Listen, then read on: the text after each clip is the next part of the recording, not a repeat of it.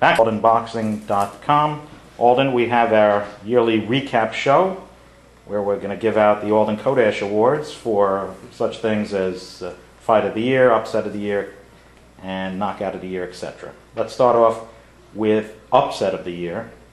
And your choice is Shane Mosley over Antonio Margarito. Safe choice?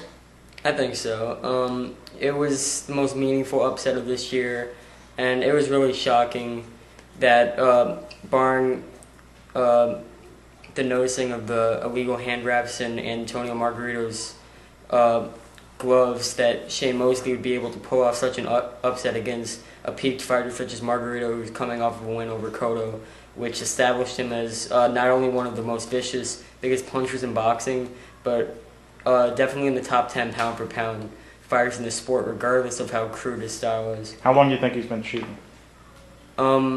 It's really hard to say. The fact that a photograph reveals that he had blood on his hand wraps when his hand was raised after the win against Cotto shows that he's got to be somewhat of a veteran at this trick, or at least his backing must be.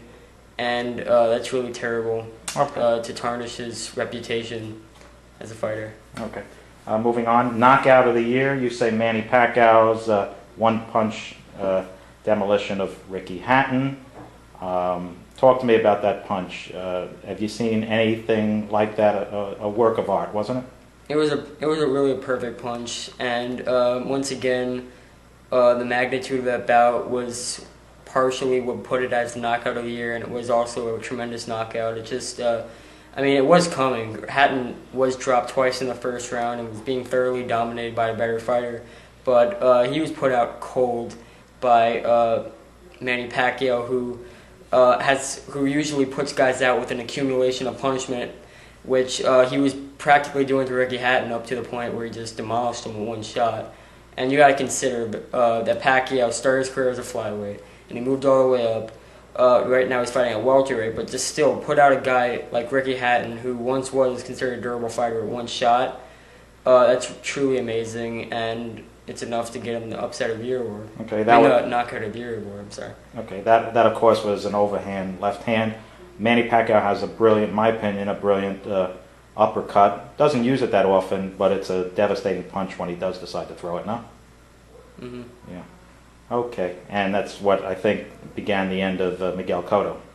Yeah, that was the most devastating knockout in that punch, and that'd be a serious candidate for for knockout of the year in that fight if it would have ended the fight, which I thought it would have in round number 4. Right.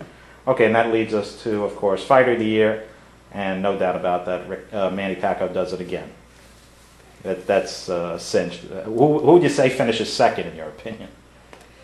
It's really, this year has been kind of a lull for boxing, and Manny Pacquiao is the most popular figure in boxing, and for a reason. He fights the best fighters, and he beats them not with caution, not with patience and skill that Floyd Mayweather utilizes in his fights, but he just demolishes them, he destroys them.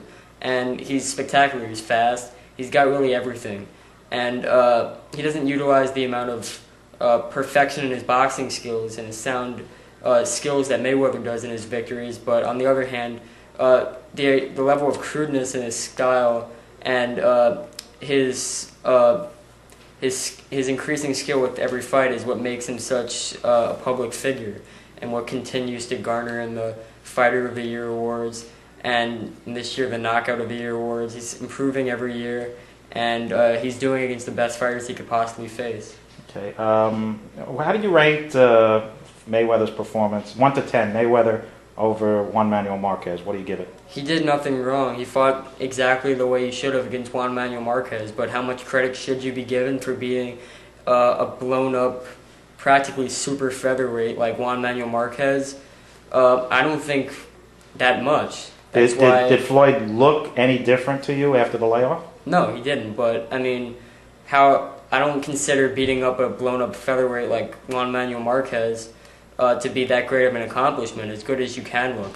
The only thing you can knock on Floyd is that he didn't knock out Juan Manuel Marquez, even though he did put him down. Okay, this is the first one I disagree with you with.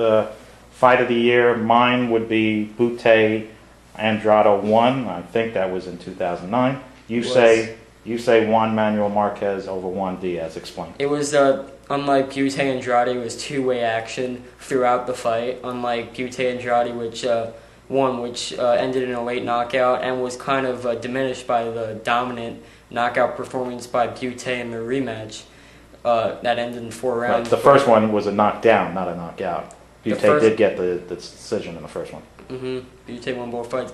But Juan Manuel Marquez and Juan Diaz, I mean, early in the fight, it didn't look like a fight that Juan Manuel Marquez was going to win. It looked like Diaz was too quick, too strong, too hungry for Juan Manuel Marquez. But Marquez showed a lot of determination throughout the course of the fight and broke Diaz down throughout the fight with guile, experience, and just as pretty much as much hunger as a youthful Juan Diaz showed.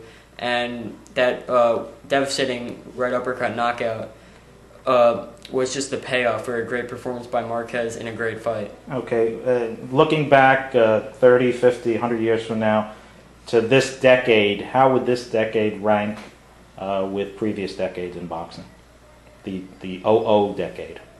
It's probably produced some of the biggest fights in boxing, that along with the 1980s. 1990s had some big fights, but I mean, boxing is becoming a more lucrative sport. And I mean, it is starting to cease somewhat. And this year, I mean, boxing is giving way to UFC and to some of the biggest avid boxing promoters and officials. That does cause some concern. But earlier in this decade, I mean, boxing at one point was growing as a lucrative sport that was generating more and more attention with huge names such as Roy Jones, Manny Pacquiao was creating a lot of money, Floyd Mayweather, big names like that. And without Mike Tyson for most of the decade. They did pretty well, considering that from the start of this decade, the decline of Mike Tyson was beginning to occur. Okay, let's talk about the decade awards. Fighter of the decade, you say Manny Pacquiao. We've talked about Manny, we can move on. Fight of the decade, the classic Diego Corrales, Jose Luis Castillo won. What do you take? What's the thing? Somebody says, what did you most remember about that fight? What is it? I think of it as the greatest fight I've ever seen. It was classic two-way action throughout the fight that ended more remarkably than any fight I've ever seen. The ending is what really separates certain great fights. I mean, there are a lot of fights with great two-way action like that fight had. That fight had the ending that capped it off as one of the greatest fights, possibly the greatest fight of all time. When you first saw it, did you think Corrales was going to get up after the first knockdown? I had no question about how, if or if not he was going to get up. I knew he was going to get up from the knockdowns because he was such a tough guy. But I mean, I didn't know how much he had left to keep standing up under the punishment. I thought that after the second knockdown, Jose Luis Castillo was going to quickly put him down again, the fight would be over.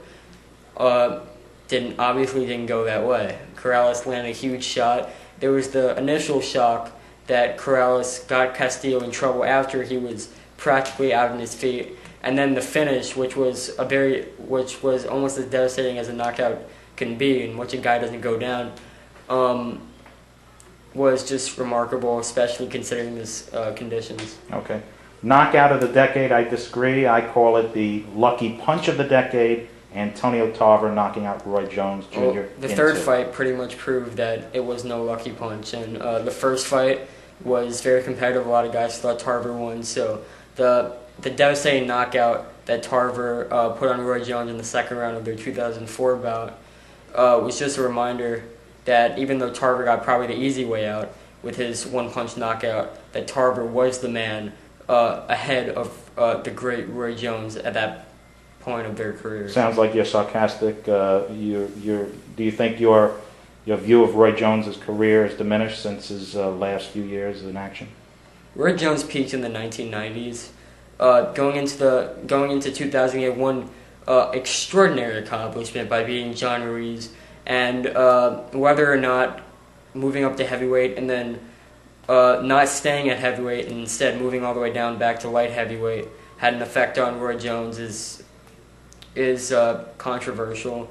But Antonio Tarver ignored Roy Jones' status as one of the greatest, at that point, one of the greatest fighters of all time, by just having his way with him, beating him up, knocking him out like in 2004 with one punch, and then beating him up again in the third fight.